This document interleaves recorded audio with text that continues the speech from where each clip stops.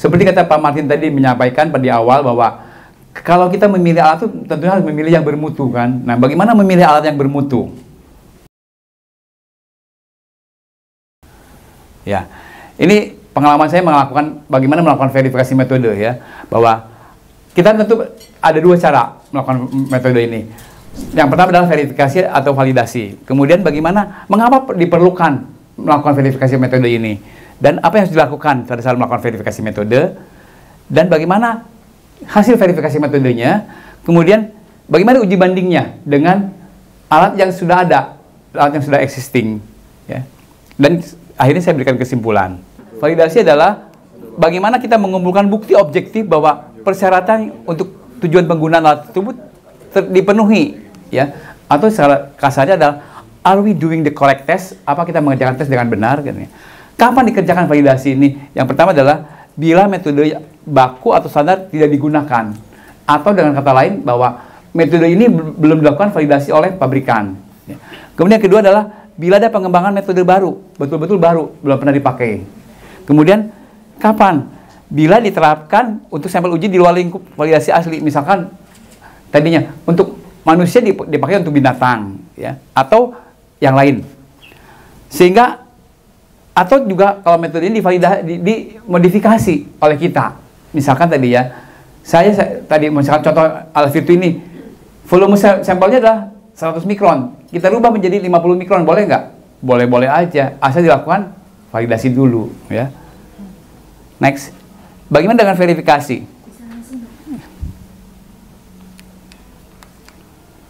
Ya. Adalah bagaimana kita mengumpulkan bukti yang objektif bahwa pengguna, artinya adalah pengguna di sini ya, adalah kami berarti memenuhi performa kinerja dari metode yang dipakai. Sorry. Baik dulu. Baik, bahwa pengguna dapat memenuhi performa kinerja dari metode yang dipakai selama validasi. Artinya kalau pabrikan bilang sensitivitasnya 100%, kita harus buktikan betul nggak 100%. Ya. Oh, spesifikasinya 100%, betul nggak 100%? Gitu ya. Bagaimana dengan biasnya, berapa CV-nya, berapa SD-nya, kita harus buktikan. Atau, are we doing the test correctly? Benar nggak kita mengerjakan tes ini dengan benar-benar? Gitu. Kapan dikerjakan? Kalau metodenya sudah tervalidasi oleh pabrikan. Jadi kita nggak cukup hanya mengerjakan verifikasi. Kenapa sekarang kita perlu melakukan hal ini? Ini skemanya secara ringkas. Jadi kalau tesnya baru, ya tesnya baru, kita lihat tes ini betul-betul baru atau sudah pernah dikerjakan. Kalau sudah pernah dikerjakan, berarti kita cukup melakukan verifikasi. Kalau tesnya betul-betul baru, kita wajib melakukan validasi, ya. Ini, kenapa sih kita mesti mengerjakan verifikasi metode ini?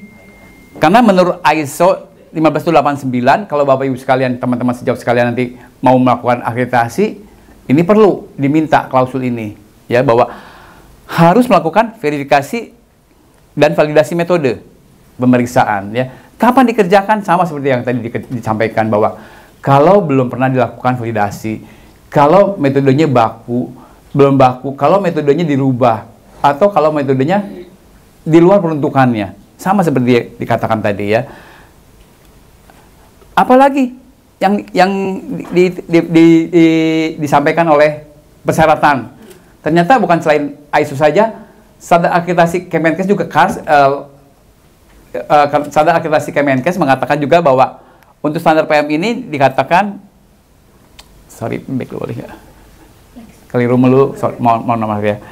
Ini sama seperti ISO, ternyata kalau tidak salah standar akreditasi Kemenkes ini juga mengacu kepada GCI. Jadi mau ISO, mau GCI, mau akreditasi Kemenkes, semua mengatakan sama, bahwa kalau kita mau menentukan atau menggunakan alat baru itu, kita harus melakukan yang namanya verifikasi metode dulu, ya, baru lakukan oleh uji banding. Sebetulnya tahapnya yang pertama adalah begitu datang alat itu dilakukan apa? Lakukanlah yang namanya uji fungsi. Berfungsi nggak alatnya dulu yang pertama, ya. Kalau nggak berfungsi, ngapain kita lakukan verifikasi gitu, ya. Baru setelah alatnya berfungsi, kita lakukan yang namanya verifikasi metode atau validasi. Setelah selesai, oke, sesuai dengan persyaratan yang dibutuhkan, baru kita lakukan yang namanya komparasi, bandingkan dengan alat yang sudah existing atau alat yang ada. Kalian Tadi popularnya itu sudah menyampaikan bahwa batasnya seperti ini, ya. Dikatakan Clea lebih sensitif dan dia mampu mengukur kadar lebih rendah.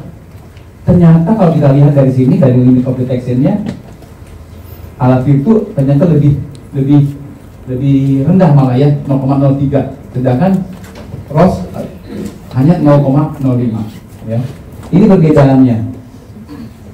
Kalau Clea dipakainya enzyme, kalau Eclea pakainya electrochemical, sehingga masing-masing menyebabkan perubahan warna, dan itulah yang diukur nanti keadaannya berapa.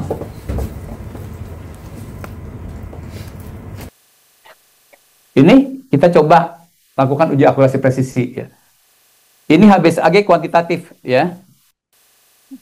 Hasilnya tadi with inline dan between day, ya. Kita lihat di sini hasilnya ternyata CV-nya cukup baik, ya, sesuai dengan kriteria dari pabrikan.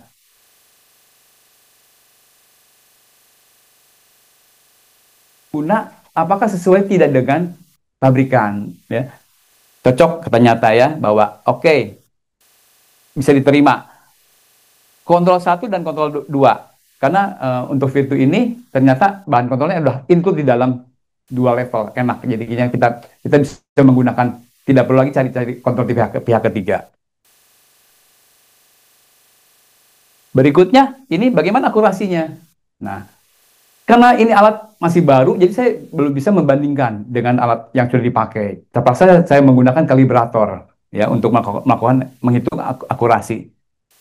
Kita lihat di sini, saya kerjakan 10 kali, karena kalibratornya terbatas, nggak bisa banyak-banyak dikerjakan. Mahal, kata Prof. Tadi, ya, betul Prof. Dan jumlahnya kalibrator kan sedikit, jadi nggak banyak kita kerjakan, jadi 10 kali cukup. Setelah kita hitung, ternyata lihat, penyimpangannya kecil sekali, ya. Dan menurut Clea diperbolehkan di bawah 10%. Jadi kalau kita bisa lihat di sini, akurasinya bagus, presisinya juga bagus alat ini. Tahap berikutnya adalah bagaimana kita membandingkan tadi dengan alat ROS dengan Eclea. Hasilnya, nah, yang menarik lagi ini tadi ya, kenapa saya tidak membandingkan angkanya? Ya, karena kita lihat setelah kita hitung, ternyata korelasinya, nanti kita lihat ya, secara klinis hasil positif di ROS, di Virtu semua juga positif. Hasil negatif di ROS semua juga negatif, ya. Jadi kalau kita lihat hasil ujinya bisa dikatakan 100%, ya. Dan kesesuaiannya juga 100%. Jadi antara Eclea-nya ROS dengan Virtu ternyata betul-betul baik 100%. Bagaimana dengan yang anti HBs sekarang? Ya, anti HBs juga demikian sama, ya, bahwa CV-nya bagus, ya, sesuai dengan kriteria keberterimaan di bawah 8%. Bagaimana dengan yang between day? Juga sama, ya. Bagus. Hasilnya di bawah 10%, ya. Bagaimana uji komparasinya dengan anti HBs dari ROS? Sama-sama baiknya. Jadi kalau positif ya positif, negatif ya negatif. Nah, yang menarik kalau kita lakukan korelasi kadarnya, yang HBsAg kuanti ternyata dia berbeda bermakna secara statistik. Kenapa? Karena tadi nilai rentang rujukannya berbeda. Jadi batas deteksinya berbeda, ya. Tetapi kesimpulannya kalau dibilang negatif ya negatif, positif ya positif, ya. Sedangkan yang anti HBs kita lihat di sini, ya, P-nya lebih dari 0,05, berarti tidak ada perbedaan yang bermakna karena memang kadarnya sesuai dengan yang ROS. Alat yang Virtu dengan alatnya ROS sesuai kadarnya. Tidak ada perbedaan tentang nilai rujukan. Ini bagaimana korelasinya? Setelah dihitung korelasinya ternyata memang kelihatan di sini bahwa korelasinya untuk yang HBsAg kuanti cukup hanya 0,05. 0,68 kalau tidak salah. Ya. Untuk yang HBsAg 0,9. Ya, jadi cukup baik sebetulnya. Walaupun 0,6 tetapi harusnya relatif relatif baik, ya.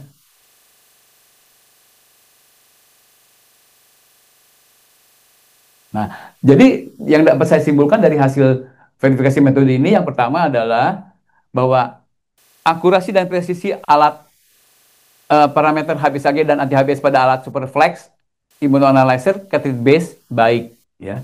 Karena akurasi dan presisinya tadi sesuai dengan kriteria keberterimaan di bawah standar. Kemudian tentang pengukuran HBsAg metode CLIA alat Superflex lebih lebar 0,03 sampai 250. Sedangkan ROS hanya 0,05 sampai 130.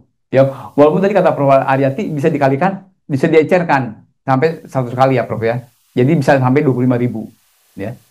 Jadi nggak usah takut kalau Bapak Ibu sekalian ingin kadarnya berapapun juga, kita tinggal ecerkan saja.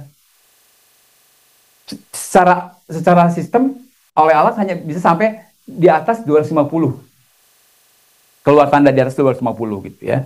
Nah, terdapat perbedaan bermakna secara statistik. Secara statistik, pengukuran kadar HBsAg kuantitatif CLIA Superflex dengan metode CLIA Cobas disebabkan karena perbedaan nilai ambang batas pengukuran. Tetapi tidak ada perbedaan secara klinis dengan kesesuaian 100% tadi ya. Jadi bedanya angkanya doang.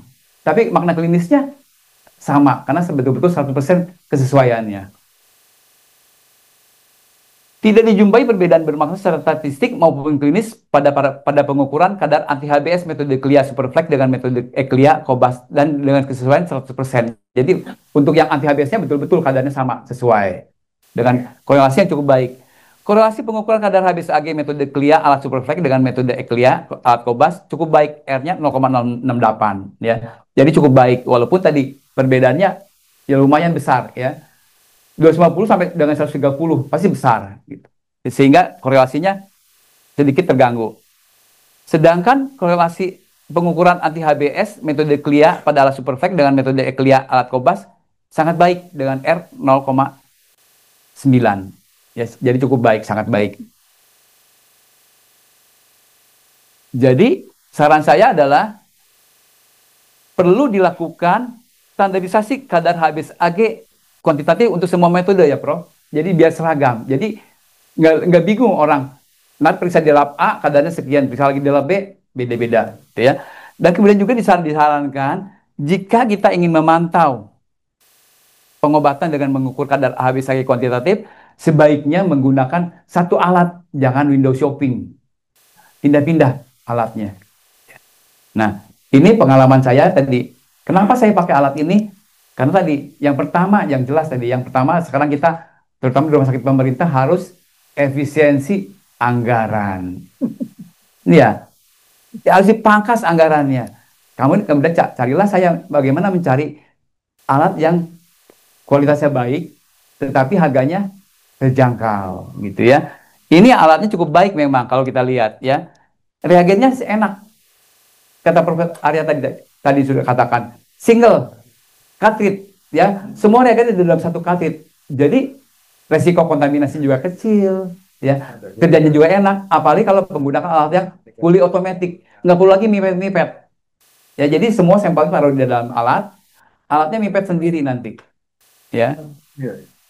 Katanya alat sampelnya bisa macam-macam nih, bisa whole blood, bisa plasma, bisa serum ya. Tapi yang saya uji coba di sini adalah serum ya. Kemudian tadi dia sekali lagi alatnya single monotest. Kalau saya bilang monotest satu-satu. Tetapi kelebihannya lagi yang saya pakai alatnya Superflex seperti Prof. Aryati. Bisa 12 channel. Jadi bisa sekaligus running 12 sampel dan 12 parameter. Jadi kalau mau satu-satu bisa paralel gitu ya. Tapi mau beberapa parameter juga bisa. Selama channelnya masih ada 12 ya. Kemudian juga kemasan kitnya sedikit, hanya 25 tes. Jadi 30 ada yang 30 ya. Ya, 30 dan 50 katanya tadi Mbak Eli ya. Jadi ada sangat-sangat fleksibel buat kita. Nggak terbuang ya. Ini tadi udah perlu disampaikan juga, Udah expired. user friendly alatnya, ya, enak.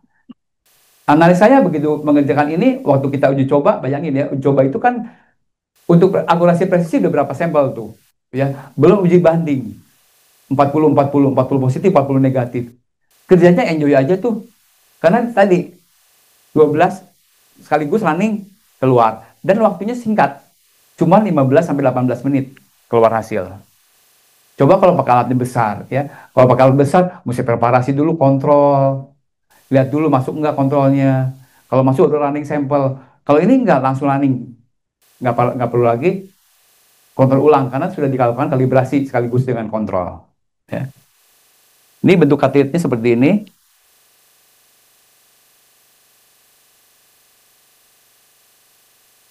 Ini reagennya juga sangat sedikit tadi, nggak banyak-banyak ya reagennya. Betul-betul enak. Kemudian sampelnya, waste-nya juga sedikit. Jadi betul-betul sangat membantu alat ini untuk kami di rumah sakit yang perlu efisiensi. Dan terus terang, tadi sekali lagi alatnya user friendly,